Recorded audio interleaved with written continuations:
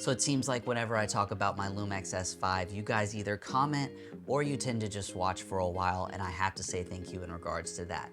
So today's video, we're gonna be talking about the Lumix S5, but in particular, we're gonna be talking about the one item that I think has been the best purchase so far, and that's going to be my Sigma MC21 EF mount to L mount adapter. Now this item alone unlocked all my Canon glass, and so today's video is going to be centered around me discussing why I think this is a great purchase, why it might be something you should look into whether you're an S5 owner or a future owner, coming up next.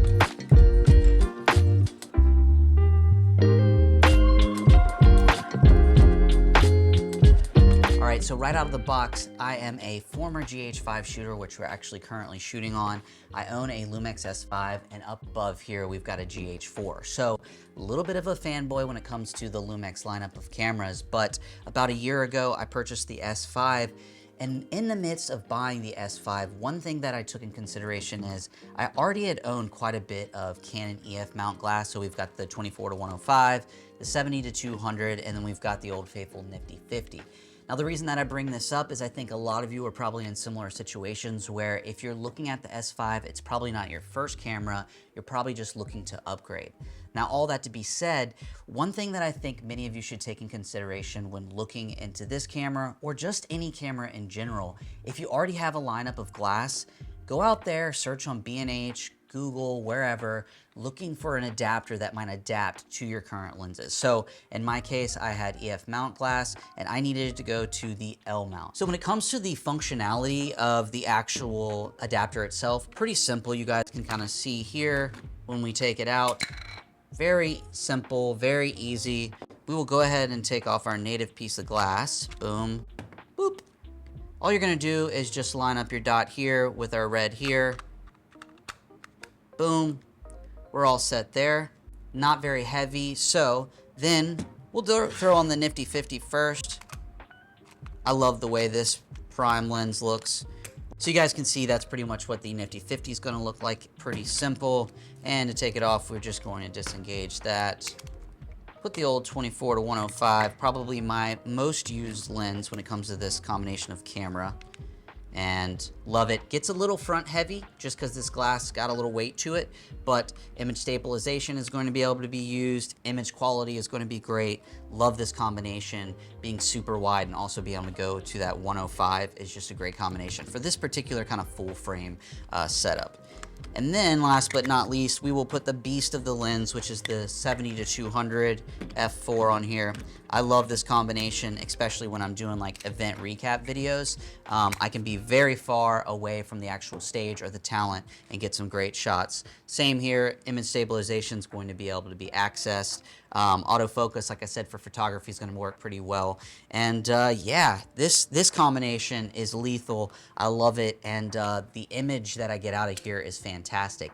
If there's a lot of situations where I have enough space, I love to go with this lens, especially when I have my camera rigged out, just because, yeah, the image that I get out of here. If I were going to choose any of the three in the lineup, I use the 24-105 the most, but the best images that I find, just being honest, are going to be with the 70-200 and the nifty 50. I think the nifty 50 pretty much just gets me, when I lock in that focus and it is just perfectly exposed and the focus is right, it looks fantastic, and being able to take it down to an f1.8.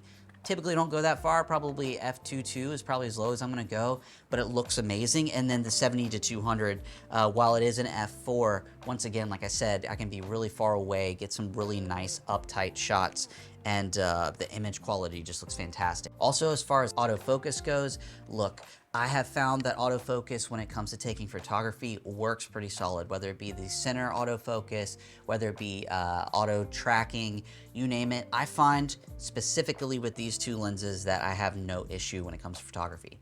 Now, when it comes to autofocus and video, it's a whole different story. Yes, you're going to have the ability, and if you're behind the camera and you're able to tell the camera what to autofocus on, sure, it's gonna work. Putting that aside, I did not buy the Lumix S5 for autofocus.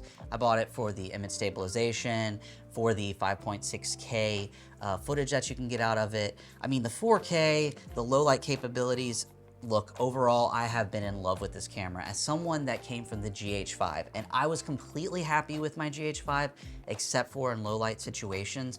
And selfishly, I wanted a full frame camera really just because of the way the footage comes out. Now, that being said, I shoot with my GH5 all the time, but my A camera in 2021 and 2022 so far has been the Lumix S5. And I have some videos where if you want to see it a little bit more rigged out, you can. I'll put a link up here. And yeah, this particular item for $175 saved me, I would consider hundreds, if not thousands of dollars, mainly because if I was gonna have to buy all native Lumix glass, it was just gonna get really pricey. Now, as you guys can see, I have the Old Faithful 20 to 60 kit lens. This is a native piece of glass, and I do like the autofocus features on it.